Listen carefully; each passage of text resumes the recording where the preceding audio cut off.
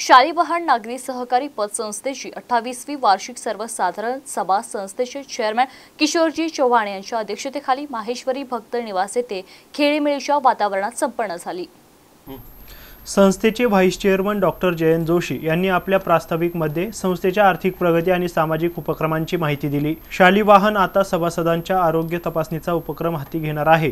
हा उपक्रम एक रोल मॉडेल ठरावा अशा प्रकारची आखणी करण्यात येणार आहे। या वर्षाअखेर सभासदांना आरोग्य कार्ड वाटप करण्यात येणार असून आवश्यक त्या आरोग्य तपासण्या डॉक्टर हेडगेवार रुग्णालय छत्रपती संभाजीनगर येथे सवलतीच्या दरात करण्यात येतील, अशी माहिती डॉक्टर जयंत जोशी आणि डॉक्टर पंडित किल्लारीकर यांनी दिली आहे। संचालक मंडळाची भक्कम साथ, सभासदांचे प्रेम आणि विश्वास यामुळेच संस्था महाराष्ट्रभर गरुड झेप घेत असून मागील आर्थिक वर्षात नव्याने 5 नवीन शाखांचे कामकाज सुरू झाले।